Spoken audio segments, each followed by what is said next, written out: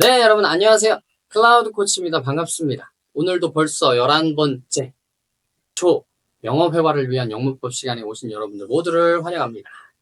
네, 오늘은요. 품사라는 것에서 배우실 거예요. 우리가 이 강의가 단어를 그 단어가 하는 역할에 따라서 분류하는 문장 성분이라는 걸 배웠는데 오늘 조금 비슷하기도 하지만 그 단어를 다른 관점에서 바라보는 시각을 알려드리도록 하겠습니다. 이걸 잘 배워놔야 우리가 영어 말하기 할 때 거침없이 서로 이해하고 방법들을 받아들일 수 있거든요. 자세한 거는 지금부터 시작될 강의를 잘 주목해 주시기 바랍니다. 그러면 바로 시작해 보도록 하겠습니다.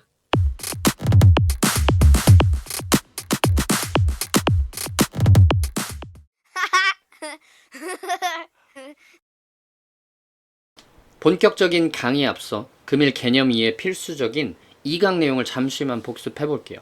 소통의 가장 기본 단위라고 볼 수 있는 문장, 이를 구성하는 것이 단어였죠. 이런 단어가 문장에서 서로 다른 역할을 하는데 이를 문장의 성분이라고 부른다고 했습니다. 필수 문장 성분으로는 주어, 동사, 목적어, 보어가 있었고 그 외에는 시간, 장소와 같은 수식 문장 성분들이 있었죠. 자, 오늘은 이러한 단어를 문장에서 하는 역할이 아니라 그 단어가 본래 가진 고유 성질에 따라서 분류해 볼 예정입니다. 엥? 역할은 뭐고 성질은 뭐야? 뭔 소리야? 자, 지금부터 잘 주목해 주세요. 저라는 사람을 예를 들어봅시다. 저 클라우드라는 사람이 하는 역할은 무엇인가요? 이는 제가 처해진 위치에 따라서 다양하게 달라집니다. 가령 제가 영어를 가르칠 때는 영어 코치, 부모님 관점에서는 아들의 역할을, 친구들 사이에서는 친구가 되겠죠. 반면에 저 클라우드라는 사람의 고유 성질은 무엇인가요? 그렇죠. 바로 사람입니다. 저는 사람으로 태어났으니까 어딜 가서 무슨 역할을 하는지에 관계없이 사람인 거예요. 언어적으로도 영단어를 두 가지 관점으로 살펴볼 수 있습니다. 예를 들어 김치라는 영단어가 있다고 해볼게요. 이 김치라는 단어는 문장에서 다양한 역할을 수행할 수 있습니다. 문장의 주인공 역할을 하는 주어, 동작의 대상이나 목적이 되는 목적어, 주인공의 상태나 신분을 보충 설명하는 보어 등과 같은 역할들에 김치가 들어갈 수 있는 거예요. 그런데 김치라는 단어는 곧 배우겠지만 명사라는 고유 성질을 갖고 있게 됩니다. 이처럼 단어를 역할로 구분하는 개념을 문장 성분이라 하고 단어가 가진 고유 성질에 따라 구별하는 방법을 품사라고 합니다.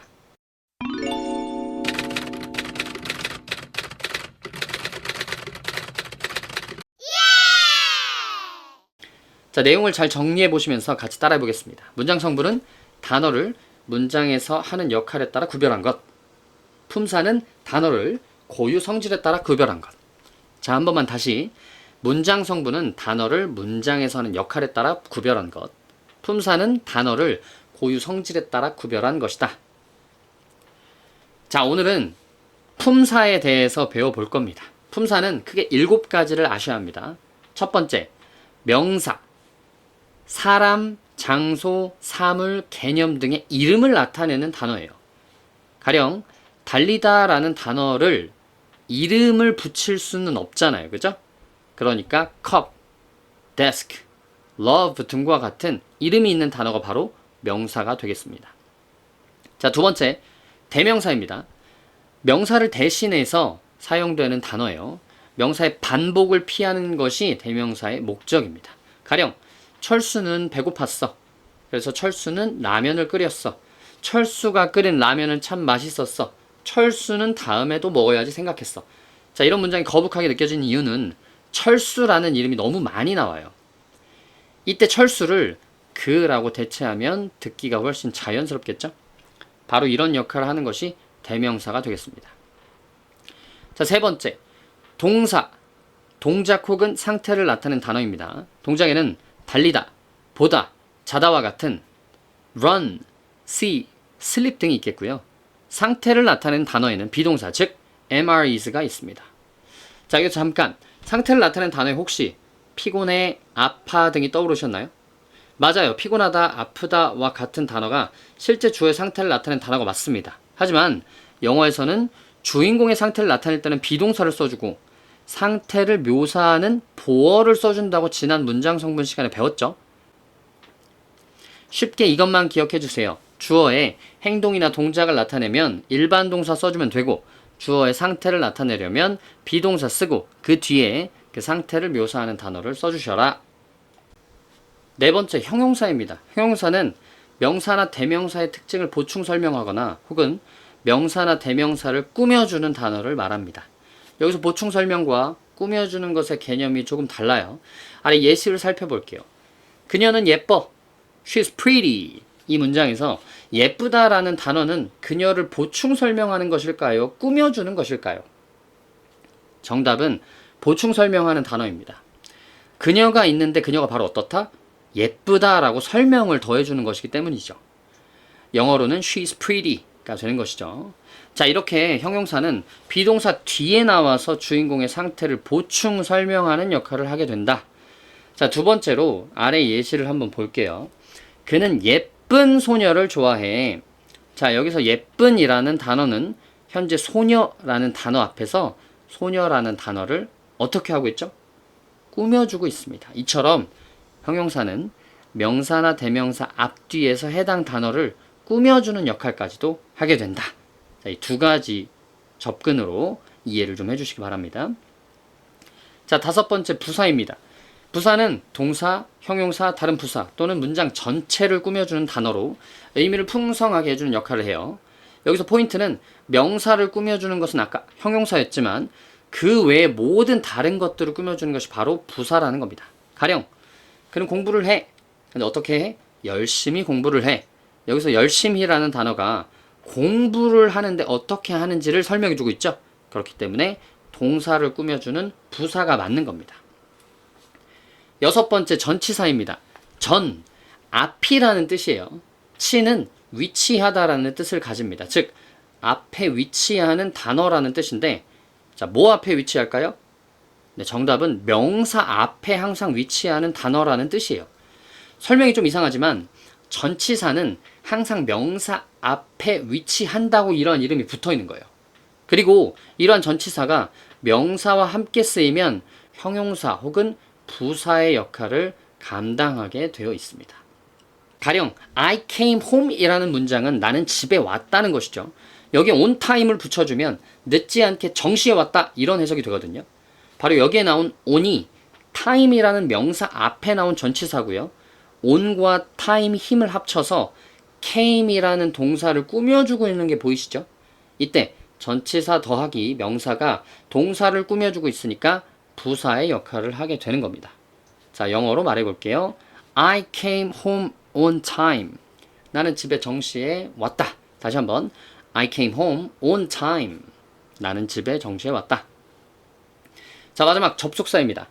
이름에서 알 수 있듯이 접속사는 무언가를 접속, 즉 연결시키는 거죠. 연결의 대상이 무엇이냐? 바로 단어, 구, 그리고 절이 됩니다. 여기서 구, 그리고 절이라는 말이 조금 생소할 수 있는데요. 구는 두 개 이상의 단어가 모여 하나의 역할을 하지만 주어 동사를 포함하지 않는 걸 말하고, 반면에 절은 주어 동사를 포함하는 완벽한 문장, 이렇게 생각해 주시면 됩니다. 예를 들면 take care of 라는 단어는 take care of 이 세 단어가 합쳐져서 무언가를 돌보다 라는 하나의 동사 뜻을 가지게 되죠. 이때 take care of를 우리는 동사긴 한데 동사 구라고 하는 거예요. 반면에 절은 완벽한 문장을 말한다고 했죠. 예를 들면 I take care of him. 나는 그를 돌본다 라는 문장이 절이 되는 것입니다.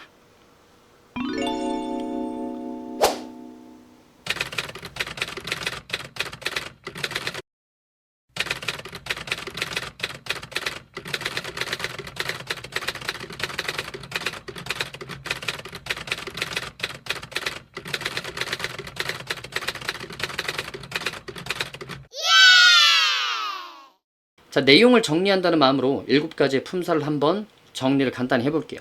7가지 종류는 명사, 대명사, 동사, 형용사, 부사, 전치사, 접속사가 있다. 다시 한번. 명사, 대명사, 동사, 형용사, 부사, 전치사, 접속사가 있다. 명사는 사람, 장소, 사물, 개념 등의 이름이고요. 대명사는 명사를 대신하는 단어. 동사는 동작이나 혹은 상태를 나타내는 단어. 형용사는 명사나 대명사를 보충 설명 혹은 꾸며주는 단어. 부사는 동사, 형용사, 다른 부사 또는 문장 전체를 꾸며주는 단어. 전치사는 명사 앞에 위치해서 형용사 혹은 부사 역할을 하는 단어. 접속사는 단어, 구 그리고 절을 연결시키는 단어이다. 자, 지금부터는 연습 문제를 통해 품사를 구별해보는 연습을 해보겠습니다. 첫 번째, 그녀는 어제 몸이 아팠어. 영어로 만들어 볼게요. 가장 먼저 주어를 찾아 영어로 바꿔보시고 해당 단어의 품사도 같이 말해봅시다.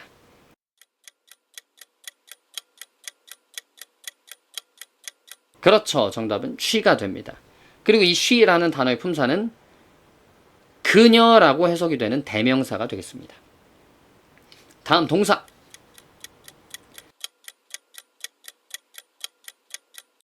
아프셨어 라는 단어는 주어의 상태를 설명하죠. 상태를 나타낼 때 필요한 동사는 바로 비동사이기 때문에 she에 어울리는 비동사 was를 써주면 되고요. 그 뒤에 아픈이라는 뜻을 가진 sick을 써주면 되겠습니다. 자, 여기에 비동사 그리고 sick이라는 단어의 품사를 각각 알아보면 먼저 비동사는 당연히 동사죠. 그 다음에 sick은 그라는 대명사의 상태를 보충 설명해주고 있으니까 형용사가 되겠습니다. 자, 마지막 수식 문장 성분 찾아보세요.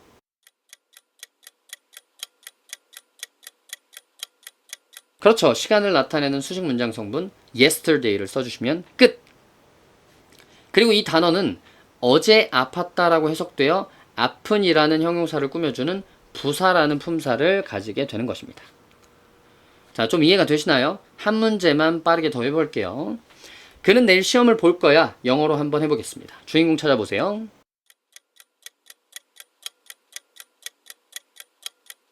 그렇죠. he를 써주시면 되고 이것의 품사는 대명사가 되겠습니다. 다음 동사를 찾아보세요.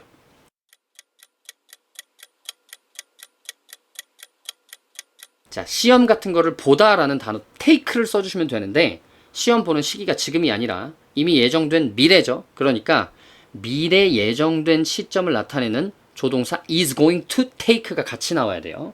자, 여기서 is going to take의 품사는 동작을 나타내므로 동사라고 하시면 되고 is going to는 아까 말씀드렸던 것처럼 동사를 돕는 조동사 정도의 의미다 라고 해석해 주시면 될 것 같네요.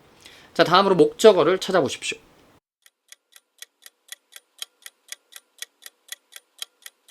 시험이라는 단어 더 테스트가 됩니다. 화자가 이미 알고 있는 시험으로 보여서 그 시험이라는 뜻을 가진 더 테스트가 된 것이고요. 이때 테스트의 품사는 명사가 되겠습니다. 자, 마지막으로 내일을 나타내는 수식 문장 성분 tomorrow를 자연스럽게 써주시고 이것은 시점을 나타내는 거니까 당연히 부사가 되겠습니다. 같이 한번 영어로 말해볼게요. He's going to take the test. He's going to take the test. 네, 여러분 어떻게 잘 이해가 되셨습니까? 조금 어려우실 수도 있어요. 문장 성분하고 품사랑 자꾸 헷갈리거든요. 근데 그냥 단어를 바라보는 기준이 좀 다르다. 이 정도로 이해해 주시고 그것을 받아들이시면 어느 순간 아무것도 아닌 게 돼 있을 거예요. 확신합니다. 그러면 오늘도 저는 여러분들의 영어 실력 향상을 응원하도록 하겠습니다. 오늘도 당신의 영어 실력에 패치하세요. 안녕.